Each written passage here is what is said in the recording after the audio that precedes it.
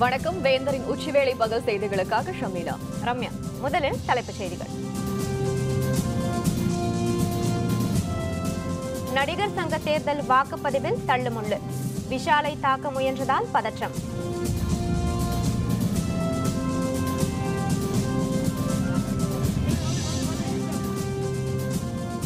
நடிகர் சங்கத்தை தமிழ்நாடு நடிகர் சங்கம் என்று மாற்ற வேண்டும். நடிகர் ரஜினிகாந்த் வலியுறுத்தல்.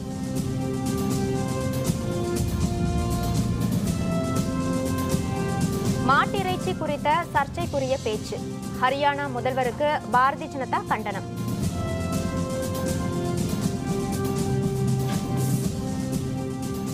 அத்தியாவசிய பொருட்களின் விலை உயர்வை கட்டுப்படுத்த வேண்டும்.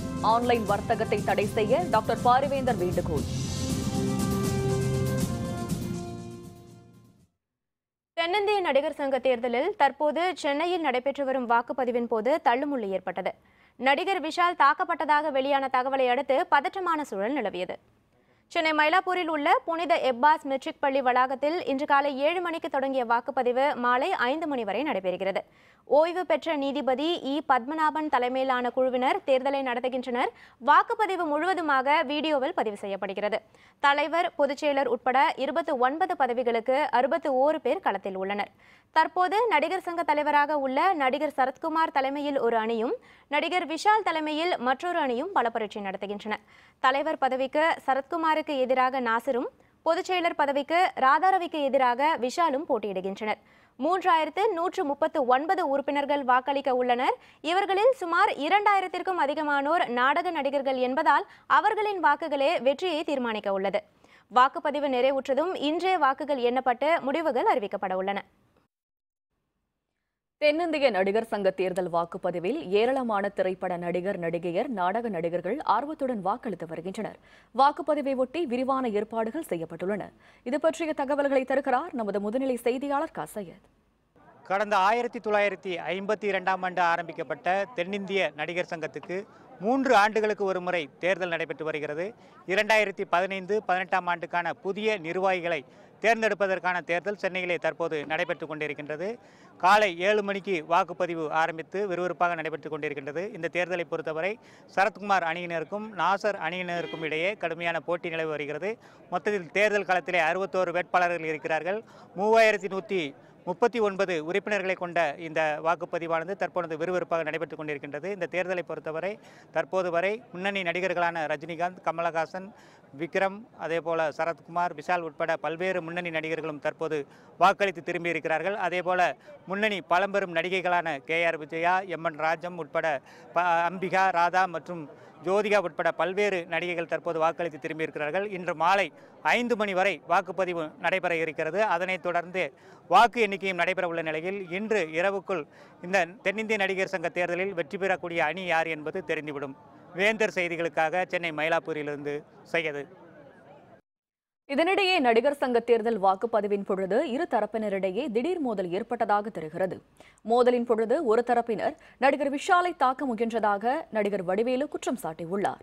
அதனையடுத்து காவல்துறையினர் அப்பகுதிக்கு விரைந்து சென்று நிலைமையை கட்டுக்குள் கொண்டு வந்தனர்.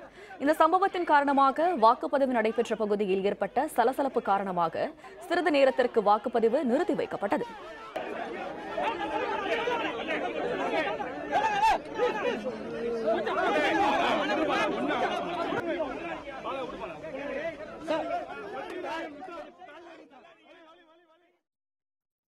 தென்னிந்திய நடிகர் சங்கம் என்ற பெயரை தமிழ்நாடு நடிகர் சங்கம் என மாற்ற வேண்டும் என நடிகர் ரஜினிகாந்த் வலியுறுத்தியுள்ளார்.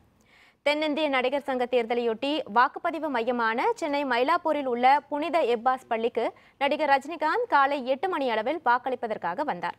பின்னர் பள்ளிக்குள் சென்று வாக்களித்த பின் வெளியே காத்திருந்த செய்தியாளர்களுடன் பேசிய ரஜினிகாந்த் தென்னிந்திய நடிகர் சங்கம் என்ற பெயரை தமிழ்நாடு நடிகர் சங்கம் என மாற்ற வேண்டும் என தெரிவித்தார். மேலும் தேர்தலில் வெற்றி பெறுபவர்கள் வாக்குறுதிகளை கண்டிப்பாக நிறைவேற்ற வேண்டும் என்றும், முடியாவிட்டால் பதவியை ராஜினாமா செய்து மற்றவர்களுக்கு ஒரு எடுத்துக்காட்டாக விளங்க வேண்டும் எனவும் ரஜினிகாந்த் குறிப்பிட்டார்.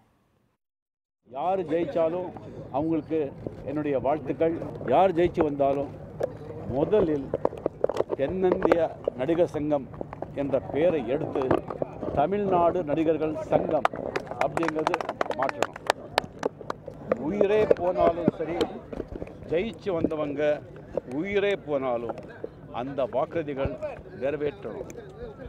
அப்படி நிறைவேற்றாமல் முடியாமல் போய்விட்டால் உடனே ராஜினாமா செய்யுங்கள். நடிகர் சங்க தேர்தலில் நாசர் அணிக்கு ஆதரவு தெரிவித்துள்ள நடிகர் கமல்ஹாசன் வாக்குப்பதிவு மையத்தில் வாக்களித்த பின் செய்தியாளர்களுடன் பேசிய போது தென்னிந்திய நடிகர் சங்கம் இந்திய நடிகர் சங்கமாக மாற வேண்டும் என்பதே தன்னுடைய விருப்பம் என தெரிவித்தார். இந்தியாவில் நார்த் இந்தியாவில் ஒன்று இருக்கிறது, தென்னிந்தியாவில் ஒன்று இருக்கிறது. இன்னும் சொல்லப்போனால் தென்னிந்திய நடிகர் சங்கம் இந்திய நடிகர் சங்கமாக மாற வேண்டும் என்பதுதான் என்னுடைய ஆசை. இனி உள்ள பிரிவுகள் போதுமானது.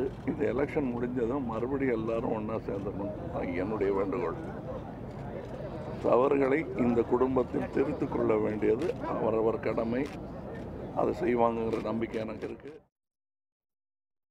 இதனிடையே தமிழ்நாடு நடிகர் சங்கம் என பெயர் மாற்றம் செய்ய வேண்டும் என நடிகர் ரஜினிகாந்த், இயக்குனர் பாரதி ராஜா ஆகியோர் விடுத்துள்ள கோரிக்கை பற்றி பதிலளித்த நடிகர் சரத்குமார், தேர்தலில் வெற்றி பெற்ற பின் இது பற்றி பரிசீலிக்கப்படும் என தெரிவித்தார். ரஜினி சொல்லியிருக்காங்க, தமிழ் திரைப்பட நடிகர் நாடக நடிகர் சங்கம், தமிழ் திரைப்பட நாடக நடிகர் சங்கம் பெயரை மாற்ற வேண்டும் சொல்லியிருக்காங்க. இது பலரின் கோரிக்கை. அன்பு அண்ணன் பாரதிராஜா அவர்கள் இந்த கருத்தை பதிவு செய்திருக்கிறார்கள். செல்வமணி அனைத்தும் பதிவு செய்திருக்கிறார்கள். தென்னிந்திய நடிகர் சங்கம் ஜாதி மத மொழிபேதமற்ற ஒரு குடும்பமாக பயணித்துக் கொண்டிருக்கிறது. ஆக அவர்கள் கருத்துக்கெல்லாம் மனதில் கொண்டு அதை எப்படி செயலாற்ற முடியும் என்று நான் சிந்திக்கிறேன். முக்கியமான தேர்தலாக இதெல்லாம் நல்லதான் வந்து நிற்கட்டும். அதெல்லாம் ஒன்றா போக வேண்டியதானங்க, ஒரே லைன் தானங்க, எல்லாரும் சினிமா தானே. வெற்றி வாய்ப்புனே கேட்கக்கூடாது, வெற்றி நாங்கள் தான். நல்லபடியாக ஓட்டு போட்டேன், எல்லா ஓட்டும் செல்ற மாதிரி போட்டிருக்கேன். அதுதான் முக்கியம் எலெக்ஷன். எல்லாருக்கும் நன்றி, வணக்கம். வெற்றி பெற போகிறவர்களுக்கு வாழ்த்துக்கள். யங்ஸ்டர்ஸு, பெரியவங்க எல்லாருமே ஒன்றா சேர்ந்துருக்காங்க. ஒரு கூட்டு குடும்பத்தில் இருக்கிறவன் சின்ன சின்ன சச்சரவுகள் ஏற்படுறது சாதாரண ஒரு விஷயந்தான். எந்த அணி வந்தாலும் நடிகர் சங்க கட்டடம், நடிகர்கள், நலிந்த நடிகர்களுக்கு பாதுகாப்பாக இருக்கணுங்கிறது தான் என்னோட தாழ்மையான வேண்டுகோள். யங்ஸ்டர்ஸ் நிறைய பேர் ஒன்றா சேர்ந்துருக்கோம். இதுக்கு முன்னாடி இல்லாத ஒரு விஷயம் நடந்திருக்கு. எல்லாரும் ஒன்று சேர்ந்து அசோசியேஷனுக்கு ஏதாவது பண்ணணும்னு நினைக்கிறோம். ஒரு 2000 பேர் மெம்பர்ஸ் இருக்காங்க. அது அவங்களுக்கு ரொம்ப நெசசரியாக பேசிக்காக டெய்லி லைஃப் தேவைப்படுற விஷயங்கள் அவ்வளோ இருக்குது. அவ்வளோ விஷயங்கள் நம்மளால் பண்ண முடியும்னு தெரியுது. அதுக்கு ப்ராப்பர் டேட்டா பேஸிங் இல்லை. இவ்வளோ வருஷமாக அது இல்லை. அதை இனிமேல் தான் டேட்டா பேஸை ப்ராப்பராக எடுத்து அவங்க நீட்ஸ் என்னென்னு பார்த்து நாங்கள் பண்ணணும். அதை ஸ்ட்ரக்சர்டாக டிஃப்ரெண்ட்டாக பண்ண போகிறோம். போட்டி நாங்கள் முடிவில் பார்த்துக்கலாம். பட் விமர்சனம் கொஞ்சம் அதிகமாக இருந்தது, தேவையில்லாதது. பட் டெஃபினெட்லி இவ்வளோ தூரம் வந்தாச்சு, பார்த்துருவோமே. சர்ச்சைகள் தூங்குறவங்களே எழுப்பலாம், தூங்குற மாதிரி நடிக்கிறவங்களே எழுப்ப முடியாதுங்கிறது தான் என்னுடைய ஒரு. நல்லபடியாக ஓட்டிங் முடிஞ்சிருக்கு. கண்டிப்பாக வெற்றி நல்ல டீமுக்கு தான் சேரும்னு ஒரு நம்பிக்கை எங்களுக்கு இருக்குது. நான் ஏற்கனவே ஓப்பனாக சொல்லியிருக்கேன், எந்த அணியில் நிற்கிறேன், எந்த அணி சார்பாக நான் ஓட் போட்டிருப்பேன். இது அதுக்கான ஒரு 2வது கேள்வியே தேவையில்லை. வெரி கிளியர் எந்த அணிக்கு ஓட் போட்டிருக்கேன். ஸோ வெற்றி இன்னைக்கு ஈவினிங் தெரிஞ்சிடும். அந்த வெற்றிக்காக காத்துட்ருக்கோம். தேர்தல் ரொம்ப பீஸ்ஃபுல்லாக போய்ட்டுருக்கு, பீஸ்ஃபுல்லாக முடியும். அண்ட் ரிசல்ட்டும் எல்லாருக்குமே மெஜாரிட்டி ஆஃப் தி பீப்புளுக்கு பிடிக்கிற மாதிரியே ரிசல்ட் வரும்னு நான் நம்புகிறேன். நடிகர் சங்கத்துக்கு என்ன நல்லது பண்ணமோ அந்த அணி தான் வரும். எங்களுக்கு யார் தலைவர், எங்களுக்கு யார் பொருளாளர், யார் செயலாளர் என்று முடிவு செய்யும் நாள். எல்லோரும் நண்பர்கள். யார் ஜெயித்தாலும் பரவாயில்லை. வெற்றி யார் பக்கம் என்றால் சரத்குமார் அணி பக்கம்தான் என்று நான் சொல்வேன். எல்லாருமே இந்த தடவை ஓட்டு பண்ணுறாங்க. அது ஒரு நல்ல விஷயமா இருக்குது. நடிகர் சங்கத்தில் பிரச்சனைகள் இருந்தாலும் எல்லாரும் ஓட்டிங்க்கு வந்திருக்கிறது ஒரு சந்தோஷமான விஷயமா இருக்குது. நன்றி. 2 பக்கமும் எங்களுக்கு ஃப்ரெண்ட்ஸ் நிறைய பேர் இருக்காங்க. நடிகர்கள் அப்படிங்கிறவங்க என்டர்டெய்னர்ஸ் அப்படின்னு தான் நினச்சிட்டு இருக்கோம். பட் இருந்தாலும் பொறுப்பு எடுத்துக்கணும் அப்படின்னு இவ்வளோ பேர் ஆசைப்படுறாங்கன்னு பார்க்கும்போது ரொம்ப சந்தோஷமாக தான் இருக்குது. 2 பக்கமும் ஃப்ரெண்ட்ஸ் இருக்காங்க, 2 பக்கமும் ஓட் போடுவோம். எல்லாருமே எங்களுக்கு ஃப்ரெண்ட்ஸ் தான். பட் நல்ல ஒரு ரிசல்ட் வரும் அப்படின்னு நினைக்கிறேன். சினிமா துறையை பொறுத்த வரைக்கும் ஒத்துமையாக இருக்கணும். இந்த எலெக்ஷனில் நல்லா ஜெயிக்கணும். யார் ஜெயிச்சாலும் நம்ம ஜெயிச்ச மாதிரி தான் இருக்குது. அதனால் ஜெயிச்சதுக்கு அப்புறம் பாருங்கள், நீங்கள் எல்லாம் ஒன்றா ஆகிடுவாங்க. அதனால் 2 அணியினரும் வெற்றி பெறணும், 2 அணியினரும் ஒன்றா இருக்கணும், 2 அணியினரும் ஹாப்பியாக இருக்கணும். இதனிடையே நடிகர் சங்க தேர்தலில் வாக்காளர் பட்டியலில் பெயர் இல்லாததால் பழம்பெரும் நடிகை சச்சு, நடிகர் மன்சூர் அலிகான் ஆகியோர் வாக்களிக்க முடியாமல் திரும்பிச் சென்றனர். இன்னைக்கு எனக்கு கேட்குற தெரியாதுன்றாங்க, பேர் விட்டு போச்சுன்றாங்க, பணம் கட்டலைன்றாங்க. 2007 யார் பொறுப்பில் இருந்தாங்களோ, இது வரைக்கும் யார் நேத்தி வரைக்கும் யார் இருக்காங்களோ அவங்க கிட்ட 5000 ரூபாய் பணத்தை கொடுத்து என்னை லைஃப் மெம்பராக ஆக்குறேன்னு சொன்னாங்க. கொடுத்ததுக்கு இப்போ கேட்டால் பணம் இல்லை, அதில் உங்களுக்கு நீங்கள் பணமே கட்டலைன்றாங்க. ஆனால் 2007 2017 வரைக்கும் என்னுடைய புஸ்தகத்தில் 2017 வரைக்கும் மெம்பர்னு போட்டிருக்காங்க. அப்போ அந்த மெம்பராக இருக்கிறவங்களுக்கு ஏன் வந்து இன்னைக்கு ஓட்டு உரிமை கொடுக்கல? எனக்கு அதனுடைய காரணங்கள் நிச்சயமாக தெரியணும். இந்த தேர்தல் நல்லபடியாக முடிய நீங்களும் எல்லோரும் ஒத்துழைக்கணும். அந்த தேர்தலே நிற்க வேண்டியவன் அந்த அளவுக்கு 25 வருஷம் சீனியர். கார்டு இருக்குது, 1க்கு 3 கார்டு இருக்குது, லைஃப் டைம் கார்டு இருக்குது. ஒரு ஷோகாஸ் நோட்டீஸ் அவர் அனுப்பலை. ஒன்றும் இல்லை வெற்றி தெரிஞ்சு போச்சு. நான் அப்போ சொன்னதான். அப்போ அந்த அணி என்ன செய்து பாண்டவர் அணியை சக்ஸஸ் தெரிஞ்சு போச்சு. பாண்டவர் அணி ஜெயிச்சிருச்சுங்கிறது தெரிஞ்சு போனோன்னா சரத்தே இறங்கி எல்லாரையும் வச்சுக்கிட்டு விஷால் மேலே கை வச்சு வம்புழுக்கிற அளவுக்கு ஏற்பாடு பண்ணி உள்ள பெரிய பிரச்சனை பண்ணி எலெக்ஷனை நிப்பாட்டுறதுக்கு வேலை செய்கிறாங்க. நான் என்ன சொல்கிறேன், எல்லாரும் சொல்கிறேன், தயவு பண்ணி உறுப்பினர்கள் பூரா தயவு பண்ணி ஓட்டை போட்டுருங்க. யாருக்கும் பயப்பட வேண்டியதில்லை. எது இங்கே வந்து ஒன்றும் யாரும் பயந்து யாரும் ஓட வேண்டிய அவசியமே இல்லை. ஆனால் எலெக்ஷன் நடந்துட்டு தான் இருக்குது. மாட்டிறைச்சி குறித்து சர்ச்சைக்குரிய வகையில் பேசிய ஹரியானா மாநில முதல்வர் குறித்து பிரதமர் அதிருப்தி தெரிவித்துள்ளதால் அவருக்கு பாரதிய ஜனதா தலைவர் அமித்ஷா கண்டனம் தெரிவித்துள்ளார். ஹரியானா மாநிலத்தை ஆளும் பாரதிய ஜனதா அரசில் முதல்வராக இருப்பவர் மனோகர்லால் கட்டர். மாடு என்பது இந்துக்களின் மத நம்பிக்கையோடு சேர்ந்த விஷயம் என்றும் மாட்டிறைச்சி சாப்பிடாத இஸ்லாமியருக்கே இந்தியாவில் வாழும் உரிமை உள்ளதாகவும் அவர் கூறியதாக தகவல் வெளியானது. அவரது இந்த கருத்து குறித்து பல்வேறு தரப்பினரும் கடும் கண்டனம் தெரிவித்த நிலையில் மத்திய அமைச்சர் வெங்கையா நாயுடுவும் கண்டனம் தெரிவித்திருந்தார்.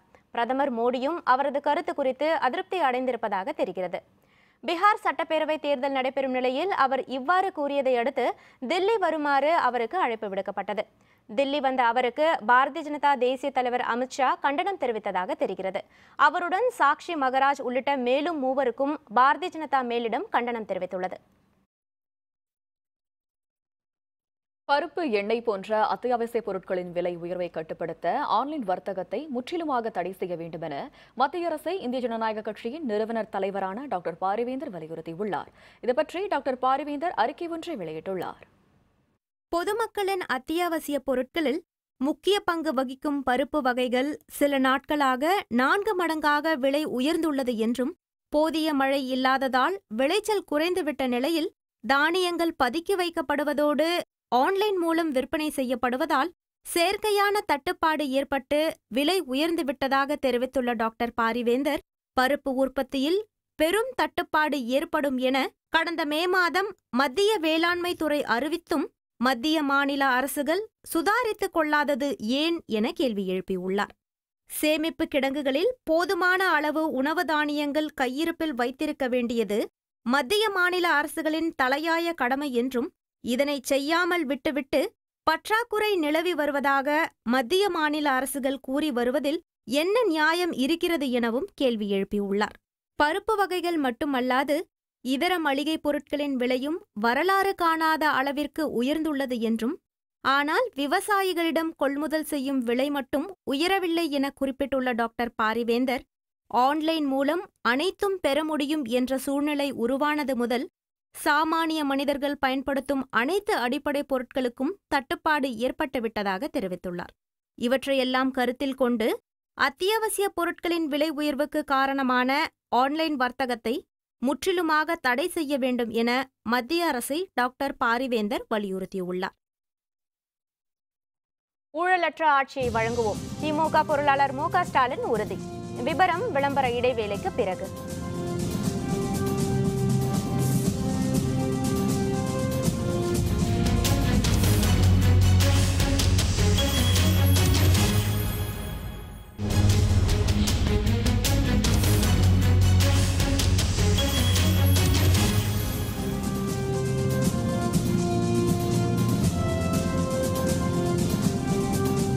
தொடர்கின்றன.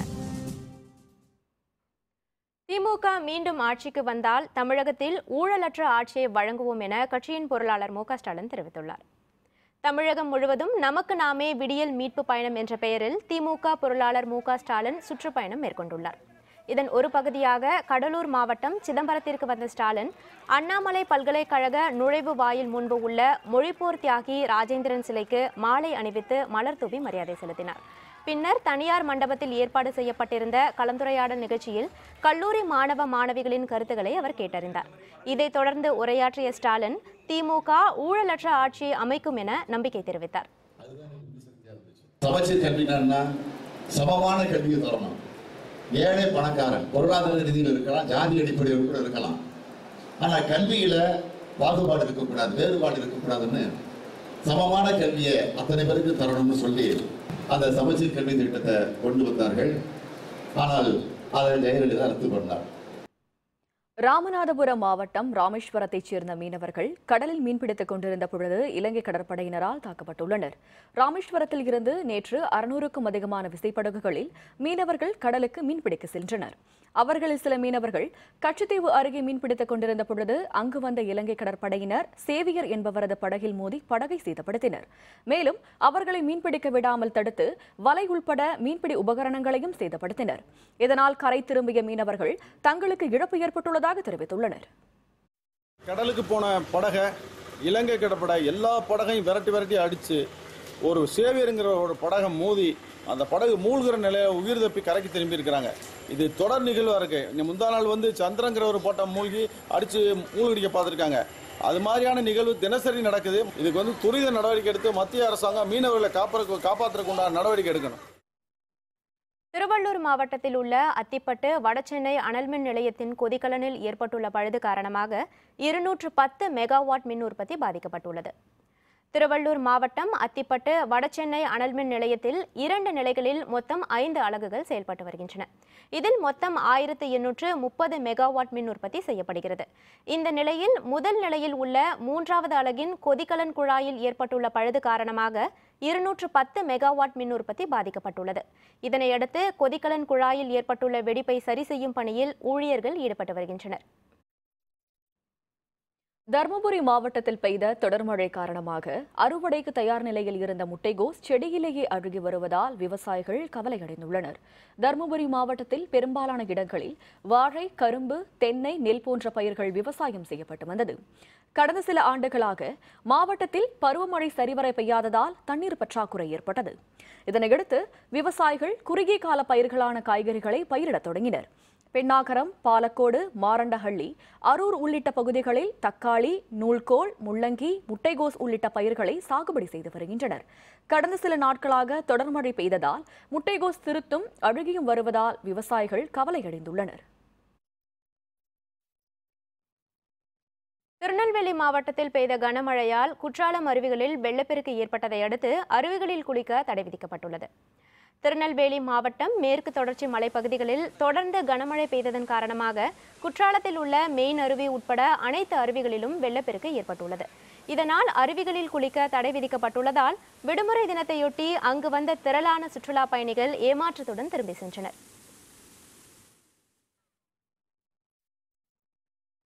காஞ்சிபுரம் மாவட்டம் அனகாபுத்தூரில் இந்திய ஜனநாயக கட்சி சார்பில் அப்துல் கலாம் பிறந்தநாள் விழா சிறப்பாக கொண்டாடப்பட்டது.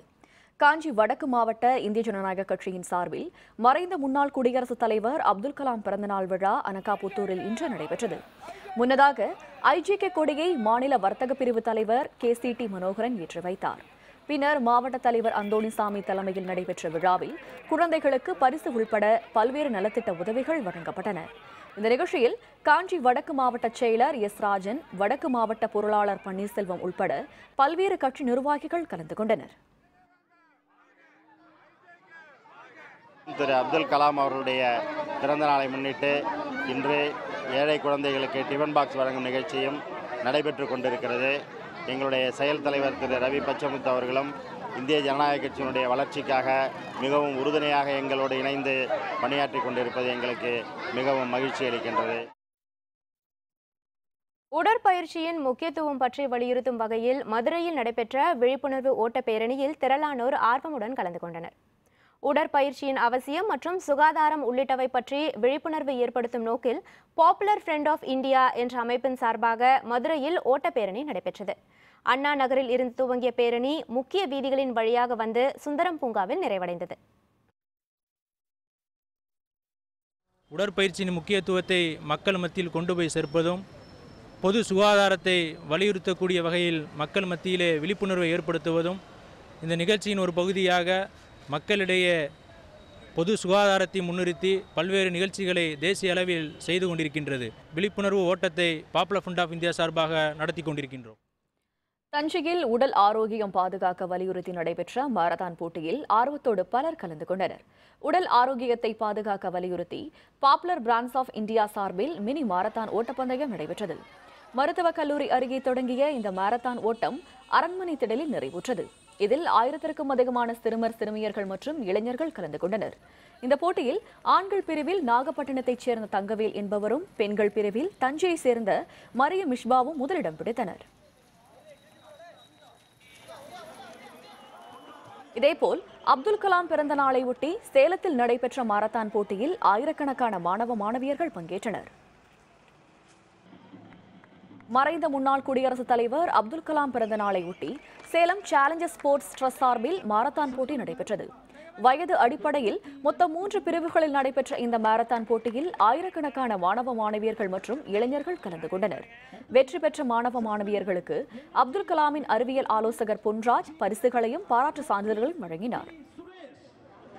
2.5 கோடி மாணவர்களையும் இளைஞர்களையும் சந்தித்து அவர்களோடு உரையாடி அவர்கள் கேள்விகளுக்கு பதில் சொல்லி அவர்களை உறுதிமொழி எடுக்க வைத்த ஒரே ஆசிரியர் டாக்டர் கலாம் அவர்கள்.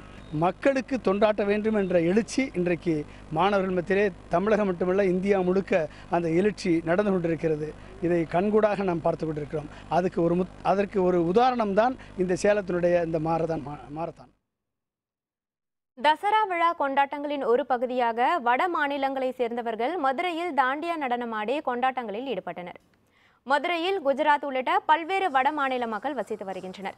இவர்கள் தங்களுடைய பாரம்பரிய விழாவான தசரா விழாவை ஆண்டுதோறும் சிறப்பாக கொண்டாடி வருகின்றனர். இந்த ஆண்டு தனியார் பள்ளி ஒன்றில் இந்த தசரா விழா சிறப்பாக கொண்டாடப்பட்டது. இந்த நிகழ்ச்சியில் சிறுவர்கள் முதல் பெரியவர்கள் வரை தங்கள் பாரம்பரிய உடை அணிந்து தாண்டியா நடனமாடி கொண்டாடினர்.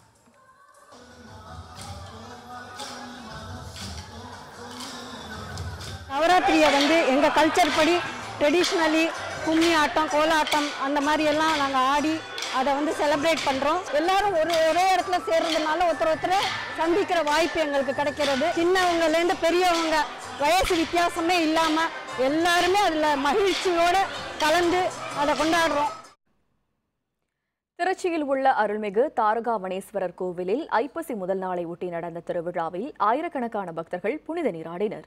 திருச்சி திருப்பதாய்த்துறை காவிரி கரையில் அமைந்துள்ள அருள்மிகு தாரகாவணேஸ்வரர் கோவிலில் ஐப்பசி முதல் நாளை ஒட்டி நடந்த திருவிழாவில் மூலஸ்தான சிவலிங்கத்திற்கு சிறப்பு அபிஷேகங்கள் நடைபெற்றன. பின்னர் அருள்மிகு சோமகந்தர் அம்மாள், பசும்பொன் மயிலாம்பிகை சாமிகள் புறப்பாடு நடந்தது. கோவிலில் தொடங்கிய ஊர்வலம் அகண்ட காவிரியை வந்தடைந்தது. அங்கு நடைபெற்ற துலாம் ஸ்நானம் நிகழ்ச்சியில் காவிரியில் புனித நீராடிய ஆயிரக்கணக்கான பக்தர்கள் சாமியை வழிபட்டனர்.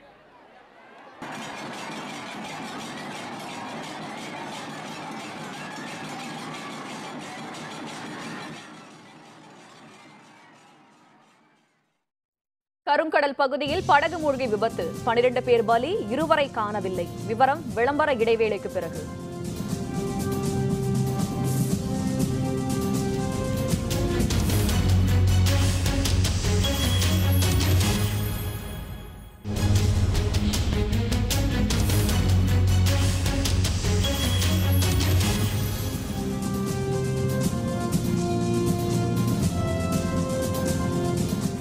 தொடர்கின்றன. இனி அயலக செய்திகள்.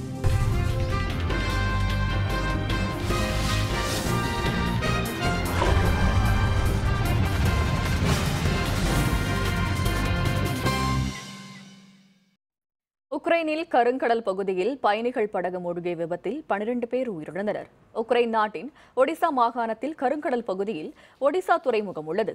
இந்த துறைமுகத்தில் இருந்து 36 பேரை ஏற்றுக்கொண்டு பயணிகள் படகு ஒன்று புறப்பட்டது. துறைமுகத்தில் இருந்தும் 40 கிலோமீட்டர் தொலைவில் உள்ள பெல்ஹோரட் நிர்ரோவஸ்கி என்ற நகரத்தை ஒட்டிய கடல் பகுதியில் சென்ற பொழுது படகு திடீரென்று கடலில் மூழ்கியது. அதில் படகில் இருந்த 12 பேர் நீரில் மூழ்கி உயிரிழந்தனர். 2 காணவில்லை. எஞ்சியவர்கள் மீட்பு படையினரால் மீட்கப்பட்டனர். 15 பேர் பயணிக்க வேண்டிய படகில் 36 பேர் பயணம் செய்ததே விபத்திற்கு காரணம் என்று தகவல்கள் தெரிவிக்கின்றன. படகு விபத்து பற்றி முழு விசாரணை நடத்திய உக்ரைன் பிரதமர் அன்செய்னி யுட்செனிக் உத்தரவிட்டுள்ளார்.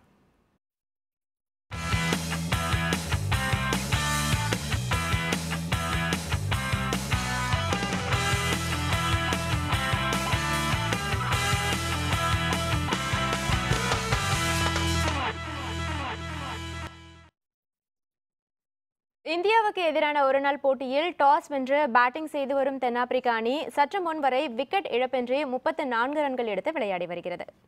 இந்தியாவில் சுற்றுப்பயணம் மேற்கொண்டுள்ள தென்னாப்பிரிக்க கிரிக்கெட் அணி 3 போட்டிகள் கொண்ட 20 ஓவர் தொடரை 2-0 என்ற கணக்கில் கைப்பற்றியது. 5 ஒருநாள் போட்டிகள் கொண்ட தொடரில் இந்தியாவும் தென்னாப்பிரிக்காவும் தலா ஒரு போட்டியில் வெற்றி பெற்று சமநிலையில் உள்ளன. இந்த நிலையில் இரு அணிகள் மோதும் 3வது ஒருநாள் போட்டி குஜராத் மாநிலம் ராஜ்கோட்டில் உள்ள சௌராஷ்டிரா கிரிக்கெட் சங்கத்திடலில் சற்று முன் தொடங்கியது. இதில் டாஸ் வென்ற தென்னாப்பிரிக்க அணி பேட்டிங்கை தேர்வு செய்து விளையாடி வருகிறது. சற்று முன் வரை தென்னாப்பிரிக்க அணி விக்கெட் இழப்பின்றி 34 ரன்கள் எடுத்து விளையாடி வருகிறது. தூத்துக்குடி ஸ்டெர்லைட் சுழற்கோப்பைக்கான மாநில அளவிலான கூடைப்பந்து போட்டியில் பேஸ்லியஸ் பொறியியல் கல்லூரி அணியை வென்று SRM பல்கலைக்கழக அணி இறுதிப் போட்டிக்கு தகுதி பெற்றுள்ளது. தூத்துக்குடி ஸ்டெர்லைட் காப்பர் நிறுவனம் மற்றும் தூத்துக்குடி மாவட்ட கூடைப்பந்து கழகம் இணைந்து இந்த போட்டியை நடத்துகிறது. கடந்த 4 நாட்களாக இந்த போட்டிகள் நடைபெற்று வருகின்றன. நேற்று நடைபெற்ற அரையிறுதிப் போட்டியில் SRM பல்கலைக்கழக அணி 68-49 என்ற புள்ளிக்கணக்கில் பேஸ்லியஸ் பொறியியல் கல்லூரி அணியை வென்று இறுதிப் போட்டிக்கு தகுதி பெற்றது. இதேபோல் பெண்கள் பிரிவில் ஜெயின் கல்லூரி பெங்களூரு அணி சென்னை MOP வைஷ்ணவா கல்லூரி அணியை வென்று இறுதிப் போட்டிக்கு தகுதி பெற்றுள்ளது. மீண்டும் தலைப்புச் செய்திகள். நடிகர் சங்க தேர்தல் வாக்குப்பதிவில் தள்ளுமுள்ளு. விஷாலை தாக்க முயன்றதால் பதற்றம்.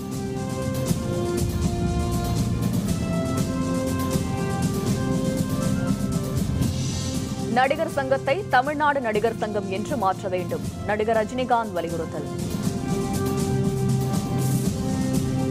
மாட்டிறைச்சி குறித்த சர்ச்சைக்குரிய பேச்சு. ஹரியானா முதல்வருக்கு பாரதிய ஜனதா கண்டனம்.